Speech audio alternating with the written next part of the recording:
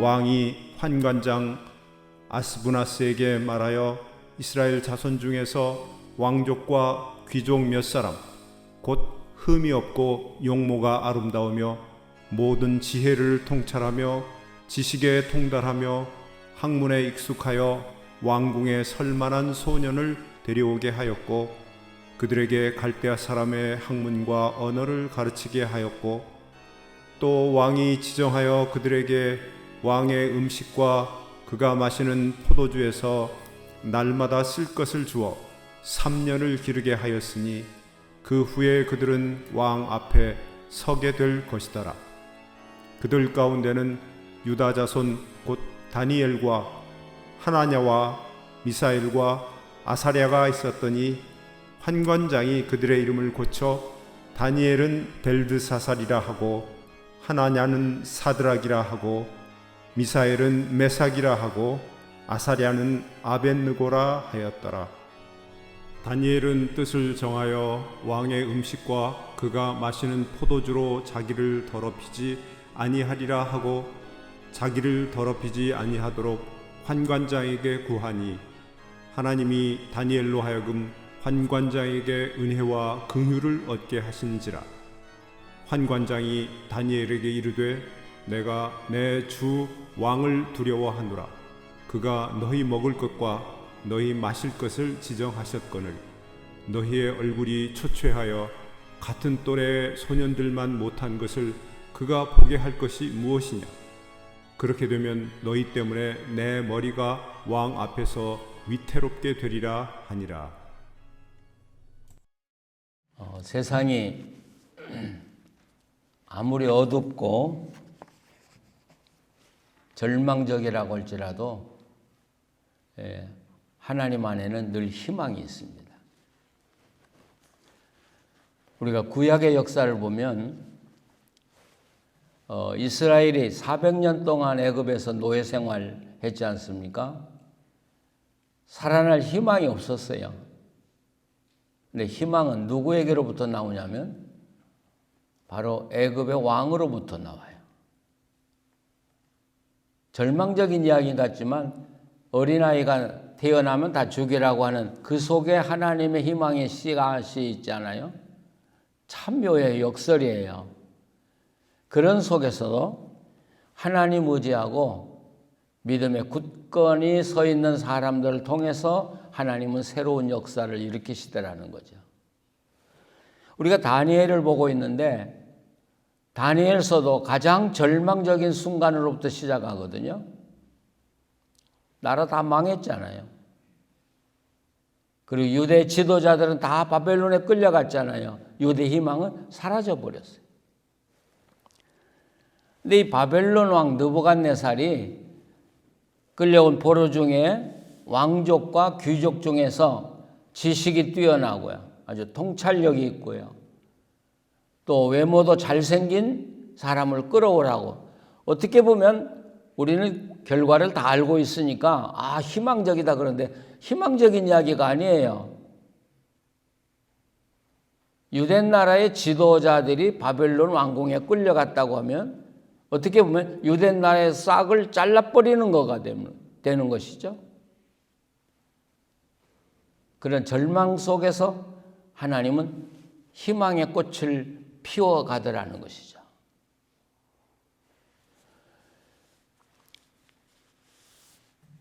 아무도 희망을 말할 수 없는 그때 이 왕이 명령을 내리죠. 유대 나라의 왕족, 귀족들 중에 아주 뛰어난 사람을 뽑아서 왕궁으로 보내라. 그러면 3년 동안 훈련을 시키겠다는 것이죠. 그래서 오늘 4절 말씀 보면 데려오라 하였고 그들에게 갈대아 사람의 학문과 언어를 가르치게 했다. 언어, 우리가 잘 아는 이야기죠. 언어는요. 학문이라고 하는 이 말은 학문이라고 하는 것보다는 사파르라고 하는 건 책을 이야기하는데 이 단어 하나를 통해서 우리가 알 수 있는 게 뭐냐면 바벨론은 그 당시에 도서관이 있었다는 거예요. 놀랍잖아요. 그래서 이 적국에서 잡아온 인재들을 바벨론의 학문과 또 역사와 언어를 가르치는데 책에 의해서 체계적으로 가르쳤다는 거죠. 그래서 바벨론 사람을 만드는 거죠. 바벨론의 지도자를 만들어서 왕을 보좌하게 하는 것이죠. 이게 고대의 한 정책이었어요. 이 바벨론이나 로마의 역사를 보면 뭐 본받을 게 별로 없어요. 그런데 한 가지 아주 뛰어난 게 있어요. 적국에서 잡아온 사람들을 그 사람이 자기 나라에서 가졌던 지위를 그대로 인정해 주는 그런 제도가 있었어요. 그래서 이 바벨론이 메데라고 하는 나라와 통합을 했는데 아무 부작용이 일어나지 않았어요. 왜냐하면 메데의 사람들의 직책을 바벨론의 직책으로 그대로 옮겨줬거든요. 그러니까 메데에서 장군이면 바벨론에서 합병했는데도 장군이에요. 놀랍잖아요. 이 로마라고 하는 나라가 그렇게 큰 나라를 어떻게 통치할 수 있었냐 하는 것도 바로 그 점에 있었어요. 로마가 침공에 들어가서 한 나라를 점령하면 장군은 그냥 장군 달아주고 또 뭐 교수면 교수가 되고 또 관리면 관리가 되고 그대로 직책을 다 인정을 해주니까 나라는 바뀌었지만 자기들의 자리는 바뀌지 않거든요. 바로 이것이 고대의 아주 뛰어난 정책 중에 하나였어요. 그러니까 이 느부갓네살도 유대 지도자들을 뽑아다가 훈련을 시켜서 왕의 보좌관을 삼겠다고 그래서 이거 얼마나 놀라운 일이에요.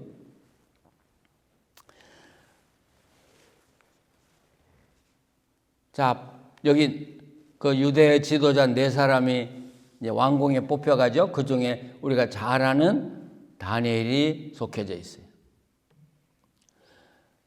우리가 이 말씀을 읽을 때 뭐 너무나 잘 아는 말씀이니까 당연하게 우리가 이해합니다만은 그때 역사 현장에서 우리가 본다고 하면 자, 다니엘이 지금 뽑혀서 바벨론에 들어갈 때 여러분 하나님 마음은 어땠을까? 자, 하나님께서 지금 이 느부갓네살을 통해서 하나 역사를 시작하시는데 만약 다니엘이 그 왕궁에 가서 바벨론화 돼버린다고 하면 하나님의 싹은 없어지는 거 아니에요. 하나님 얼마나 조마조마했을까. 다니엘은 그것도 모르고 그냥 자기는 행운을 만났다고 생각하고 바벨론에 들어갔을지 모르겠죠. 그 당시에 바벨론은 정말 찬란한 문화였어요. 도시 건축 자체가 그 당시에 몇 층짜리의 빌딩이 있을 정도의 그런 도시였고요.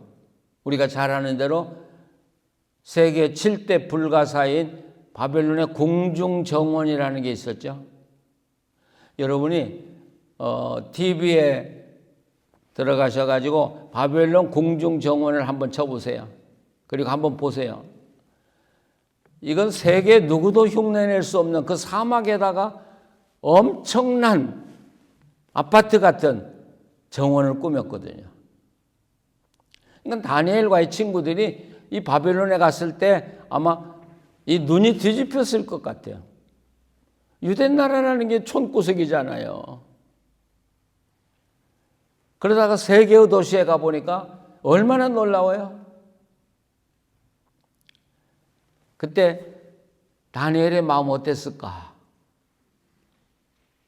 내가 지금 포로로 끌려와가지고 노동을 하다가 왕궁에 지금 들어가는데 내가 어떻게든지 해서 이 나라에서 내가 출세를 해봐야 되겠다. 뭐 젊은이니까요. 그런 생각도 할 수 있지 않았었겠어요? 그런데 왕궁에 끌려가자마자 맨 먼저 당한 게 뭐냐면 계명이죠. 이름을 바꾼 것이죠. 우리가 잘 아는 대로 다니엘은 벨드사살, 또 하나냐는 뭐라고 바꿔줘요? 사드락. 미사엘은 메색, 하나냐, 아사랴는 아벳느고 이렇게 바꿔지죠. 근데 유대 나라에 우리가 섬기는 하나님의 이름은 우리가 잘 아는 대로 엘로힘, 그렇죠? 하나님의 이름이 야훼. 이 엘자와 야자가 사람의 이름에 붙으면 이건 귀족이고 왕족이에요. 다니엘이 붙죠. 다니엘. 이것은 하나님과 같은 자 누구냐? 그런 뜻이 하나님은 심판자다. 뭐 이런 뜻. 다니엘. 그런데 엘자를 떼버리고 거기다가 벨드사살. 근데 바벨론의 신들은 제일 위대한 신이 벨이에요. 벨. 마르독, 벨. 그 다음에 그들이 섬기는 달신은 아쿠라고 그래요. 아쿠. 그 다음에 느보란 말 들어보셨죠? 그래서 왕들 이름에 느보라는 말이 많이 들어가죠. 느바 이렇게 들어가죠. 그러니까 이 다니엘 하나님과 같은 자 누구냐? 그걸 다 빼버리고 벨드사살, 벨이여 그의 생명을 보호하소서 이렇게 이름을 바꿔버려요. 하나냐 여호와는 은혜로우시다. 네, 바벨론 말로는 아쿠의 명령이다 이렇게 바꿔버리고요. 미사엘이라는 건 하나님과 같은 자 누구냐? 그런데 메색은 아쿠와 같은 자 누구냐? 이렇게 바꾸고요. 아사랴는 하나님께서 도우셨다. 그런데 아벳느고는 느고의 신학이다. 이렇게 바꿔버렸어요. 어때요? 당연한가요? 우리나라 옛날에 일본 시대 창씨개명했잖아요. 그때 이름 바꾼 것 때문에 자살한 사람도 굉장히 많잖아요. 내가 이런 수치를 당하느니 차라리 죽고 말겠다. 당연하지 않아요. 그런데 이 다니엘과 세 친구들은 당연하지 않은 엄청난 사건을 당연하게 받아들여요. 이해가 돼요? 아니 포로로 잡혀온 것도 억울한데 내 이름을 바꿔? 제가 목사인데 제 이름을 이부처 이렇게 바꿨다고 그러면 아니 차라리 내가 죽고 말지. 근데 이 다니엘 이 친구들은 그걸 당연하게 받아들여요. 그 다음에 두 번째 만난 게 뭐냐면 왕의 음식이에요. 네, 여러분 거기 성경을 한번 보세요. 5절. 또 왕이 지정하여 그들에게 왕의 음식과 그가 마시는 포도주에서 날마다 쓸 것을 주어 이렇게 돼 있어요. 여기 왕의 음식이라는 말 나오는데 이 왕의 음식이라고 번역을 했는데 이게 멘파트 바크 하멜레크 이렇게 이 하멜레크는 그 하라는 것은 그라는 단어거든요. 그 왕의 음식이에요. 그 왕의. 근데 이 단어는 구약에서 여기밖에 나오지 않아요. 그러니까 이 음식이 무슨 음식인지를 몰라요. 근데 학자들이 연구해 본 대로 이 임파트 바크라는 이 음식은 그 당시 느부갓네살 왕이 먹던 진수성찬을 이야기한다. 그래서 그 새로 번역된 킹 제임스 버전에는 왕의 진수성찬이다 이렇게 번역을 했어요. 이게 다시 말하면 느부갓네살 왕이 먹는 그 음식 그대로 이 사람들에게 주어서 매일 먹게 했다 이거예요. 또 포도주는 그 5절에 보면 그가 마시는 그가 왕이잖아요.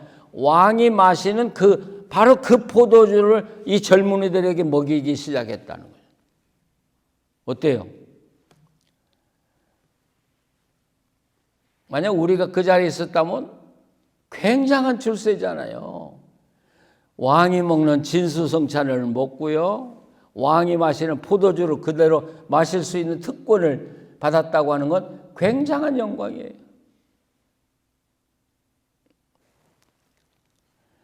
그런데 그걸 안 먹겠다고 하는 거예요. 고대에 남의 나라에 포로로 잡혀갔다는 이야기는 이 포로는 소속이 그 나라의 소유가 돼요. 또 더 다르게 말하면 그 1절 2절에 보면 이 느부갓네살이 그 유대 나라를 쳐들어와서 성전의 그릇을 다 가져다가 그 바벨론 신전에 두었다는 이야기가 있죠. 그러니까 전리품은 누구의 소유가 되냐면 그 나라 신의 소유가 되는 것이죠. 그럼 다니엘과 이 친구들이 전쟁에서 포로로 잡혀왔으니까 전리품이에요. 그럼 누구에 속한 거예요? 그 나라의 신에게 속한 사람이에요. 자유가 아무것도 없어요. 그런데 왕궁에 끌려가 가지고 그 대접을 받으면 그 음식을 먹는 게 당연해요. 예, 당연해요. 근데 당연한 건 안 먹겠다는 거예요. 당연하지 않은 건 당연하게 받아들이고 당연한 건 또 당연하지 않게 받아들이고 우리가 생각하는 논리와는 이 다니엘과 친구들이 결정한 거하고는 굉장히 많은 차이가 있어요. 그럼 한번 생각을 해보세요. 제 이름이 바뀌어졌다고 해서 제 운명이 바뀌어지는 것도 아니고요. 제 이름이 바뀌어졌다고 해서 다른 사람을 불행하게 하는 것도 아니에요. 제가 좀 불편하고 괴로울 뿐이에요. 근데 우리는 별 상관이 없는 것에 신경을 더 많이 써요. 거기에 생명을 걸 때가 많아요. 근데 이 다니엘 친구들은 괜찮아. 내 이름 바꿔진 건 내가 내 신앙 지키면 괜찮아. 이게 다른 사람에게 뭐 영향 미치는 것도 아니고 내가 좀 불편한 거. 여러분 이거 받아들여요. 근데 이 먹는 것은 당연히 먹어야 되는데 이건 또 안 먹어요. 우리는 이 성경에 익숙해서 다니엘이 왜 안 먹겠다고 했냐면 이것을 통해서 자기가 뭐랄까요? 더럽게 될까 봐서 그렇죠? 8절에 다니엘은 뜻을 정하여 왕의 음식과 그가 마시는 포도주를 자기를 더럽히지 아니라 하고 자기가 자기를 더럽히지 아니하도록 관관장에게 구한다. 그걸 먹음으로 내가 더럽혀진다. 음식 먹음으로 사람이 더럽혀지나요? 바울은 고린도 교회에 편지하면서 이 우상의 제물 때문에 논쟁이 벌어지니까 음식은 묻지 말고 먹어라 감사하고 그렇게 이야기하잖아요. 그래서 옛날에는 이 본문을 해석할 때 다니엘이 나시린의 서약을 지키기 위해서 그랬다. 그렇게 해석을 많이 했어요. 그런데 요즘은 그렇게 해석하지 않아요. 그 당시 중동의 문화를 통해서 이 본문을 해석하는데 왕이 주는 음식을 먹고 3년간 훈련을 받았다는 것은 그 왕의 충실한 종이 돼서 일생을 그 왕을 위해서 바치겠다고 하는 그런 암시, 묵시적인 거라는 것이죠. 만약에 다니엘이 그 음식을 먹고 그래요. 내가 당신에게 내 인생을 바치고 충성하겠습니다. 그리고 살았다면 그때는 좋겠죠. 그러나 그 후에 어떤 일이 벌어져요? 왕이 섬기는 신을 섬겨야 되고요. 하나님께 기도하는 거 못하게 하고요. 예배드리는 거 못하게 하고요. 이제는 바로 이 바벨론 왕과 바벨론 신을 섬기는 충성된 사람으로 살아가는 것이죠. 그러면 하나님은 없는 거예요. 다니엘이 이거 먹는 게 내가 하나의 정결의 규칙을 지켜야 된다. 이것 때문에 물론 그런 생각도 있었겠지만 다니엘은 굉장히 깊이 본 거죠. 유대 역사를 읽었고 그는 이 바빌론의 역사를 읽은 거예요. 내가 여기에 말려 들어가면 결국 나도 없어지고 하나님을 믿는 신앙은 없어진다고 하는 사실을 그는 알고 있었던 거예요. 그러니까 이건 생명을 놓고 지켜야 된다. 어때요? 우리가 살아가는 동안에 너무 익숙해진 것들, 이 사회에서 우리가 함께 살면서 너무나 익숙해지고 너무나 당연해진 것들이 너무나 많아요. 그러다 보니까 내가 하나님의 사람인지 하나님의 사람이 아닌지 구분이 안 될 때가 참 많아요.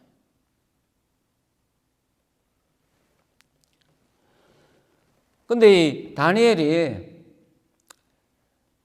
그 자기를 그 다스리는 환관장에 가서 대뜸 우리는 이 음식 먹지 않겠습니다, 이렇게 말하잖아요. 그러니까 그 구절을 한번 보시죠. 구절을 한번 다 같이 읽어보시죠. 하나님이 다니엘로 하여금 환관장에게 은혜와 긍휼을 얻게 하신지라. 많은 분들이 본문에 있고 하나님이 그 어려움 중에서도 다니엘에게 그 은혜와 긍휼을 입게 해주셔. 이 은혜와 긍휼이라는 건 두 단어지만 한 의미예요. 해서 다니엘이 요구한 걸 들어주셨다, 이렇게 해석을 해요. 아, 이건 성경을 잘못 해석하는 거예요. 9절과 11절은 완전히 다른 구절이거든요. 그러니까 은혜와 긍휼을 입혀 주셨다는 이야기는 그 다음 문장을 읽어보면 내 생명이 위태롭다고 그랬는데, 이 내 생명이라는 말이 사실은 내 머리라는 말이에요. 내 머리. 내 머리가 위태롭게 되면 뭐가 돼요? 목이 잘리는 것이죠. 그러니까 음식을 안 먹겠다고 하면 환관장, 이 환관장이라는 사람은 우리가 우습게 아는데 왕의 최측근의 사람이거든요. 이런 요구를 들어줬으면 왕이, 그 환관장이 목을 친다는 거죠. 사형을 이야기해요. 사형을. 그러면 다니엘과 새 친구 목은 남아나겠어요? 그만큼 무서운 일이에요.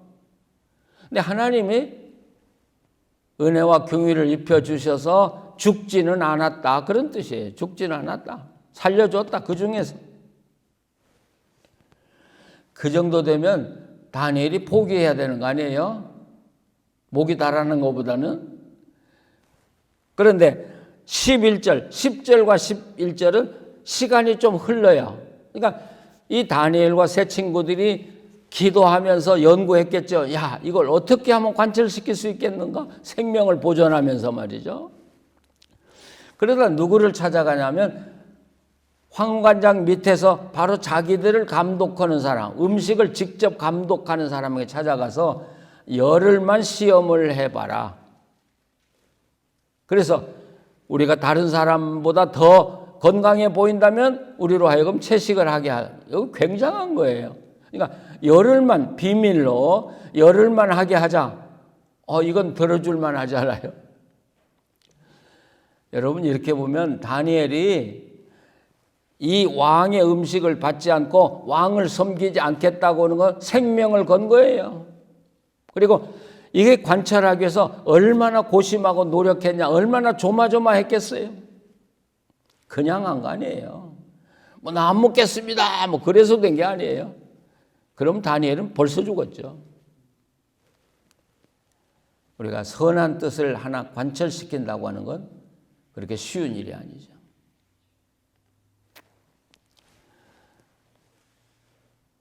우리가 이 다니엘서를 읽으면서 다시 생각해 봐야 될 게 너무나 많아요.